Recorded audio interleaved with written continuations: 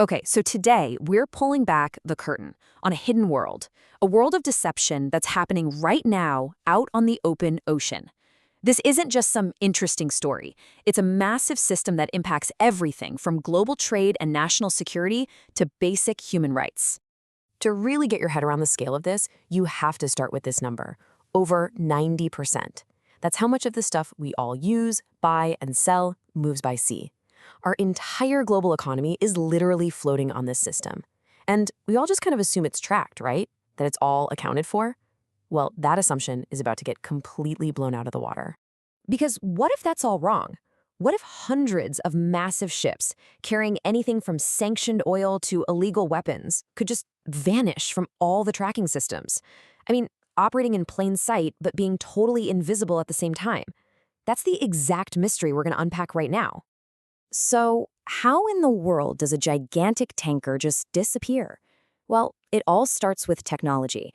And we're not talking about old-school pirates with a skull and crossbones flag. No, this is all about creating digital ghosts. See, every large commercial ship has to use this thing called the Automatic Identification System, or AIS for short. Think of it like air traffic control, but for the oceans. It's constantly broadcasting a ship's identity, its position, its course, all to keep ships from crashing into each other. It's a system designed, first and foremost, for safety. But here's the thing. Any system built for safety can be twisted and used for deception. And that's exactly what AIS spoofing is. It's the art of turning this crucial safety tool into a weapon of invisibility.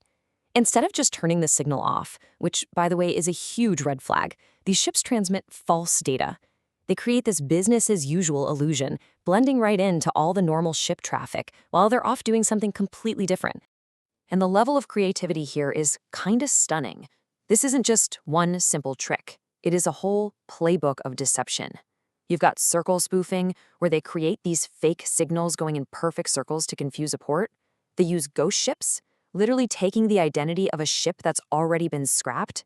There's even a maneuver called the AIS handshake, where two ships meet up and swap identities at sea like something out of a spy movie. These guys are absolute masters of digital illusion. But, technology is only one part of the puzzle.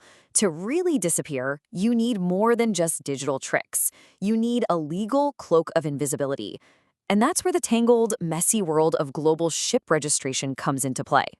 It all boils down to this concept called flags of convenience.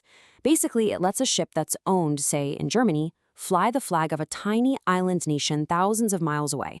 And just like that, that new flag state is responsible for all the rules and oversight. And yeah, some countries have turned this into a very profitable business, basically selling anonymity and lax regulations for a registration fee. And this is not a new idea, not at all. It actually goes way back to the 1920s during Prohibition, when American shipowners started flying the Panamanian flag so they could serve booze on board. But what started as a sneaky way to serve cocktails has morphed into this giant systemic loophole that's now being used on a massive scale to hide all sorts of illicit activity. Okay, so let's look at a real-world example of how this plays out. I want you to meet the Pan Jasmine, a ship with a very shady past that it desperately needed to get rid of. And the process is, well, it's disturbingly simple. So in 2021, the Pan Jasmine gets booted from U.S. waters because it's an environmental threat. You'd think that would be a big problem for the owners, right? Nope. Instead of facing any real consequences, they just give the ship a new name, register it under a new flag, and poof, it reemerges as the Ethra Gold with a perfectly clean slate, its entire history just erased. And as the watchdog group Global Financial Integrity says, this kind of shape-shifting is disturbingly easy. A ship can just hop from one registry that doesn't care to another, shedding its history of violations with every jump. So we've got the digital tools and we've got the legal loopholes. The next question is obvious. Who's putting all this together? Who is building entire fleets that operate completely in the dark? Who are the puppeteers here? Well, the difference between a legitimate ship and a shadow ship is pretty stark. A regular vessel has clear ownership, a consistent flag. A shadow vessel, its owners are hidden behind a maze of shell companies, and it's constantly flag hopping. Its tracking is all over the place, and honestly, the ship itself is usually old and falling apart, a floating risk to both safety and the environment. So who's the biggest user of this system? It's state actors who are trying to get around international sanctions. Countries like Russia, Iran, and North Korea have been using these tactics for years. But recently, they have massively expanded the shadow fleet to keep their sanctioned goods, especially oil, moving around the world. And we are talking about a huge operation. Analysts figure this dark fleet is now somewhere between 600 and 1,000 vessels strong. That's an entire parallel shipping industry operating completely outside the law. And all of this leads to the biggest, most important question of all. How is this even allowed to happen? The answer is pretty sobering. The global system that's supposed to govern our oceans isn't just being exploited. In many ways, it feels like it's designed to allow this. It's a system that's almost built to fail. It's really a perfect storm of failure. You have flag states that operate like for-profit businesses, selling their flag with almost no background checks. Then they often outsource the actual oversight to private companies, so there's a total disconnect. On top of that, the big international organizations, they don't have any real enforcement power. And then at the ground level, you have corruption at ports that lets all this illicit cargo slide right through. And this brings us to a really stunning conclusion from the security think tank RUSI. They say the shadow fleet isn't an anomaly, it's the natural outcome of these failures. Think about that. It's a feature, not a bug. The system of anonymous owners in suits hiding behind shell companies is set up precisely to shift all the risk away from them and onto everybody else. So, what does this all actually mean for the real world? This whole system of digital ghosts and legal loopholes, well, it has devastating, very real, and very tangible consequences. These ships become the perfect tool for all kinds of international crime.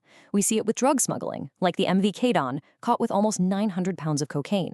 We see it with cash smuggling. A staggering $27 million in dirty money was found on the Norma HI.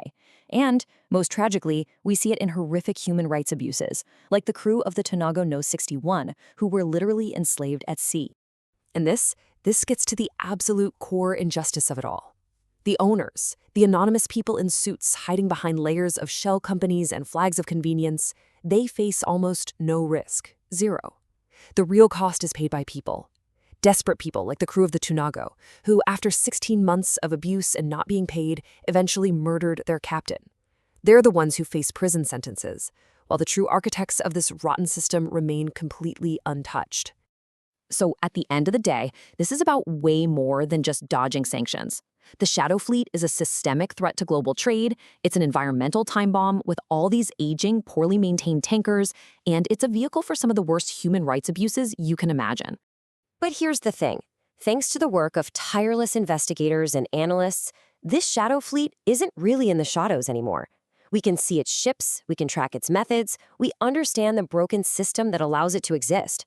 So the question isn't, how does it work anymore?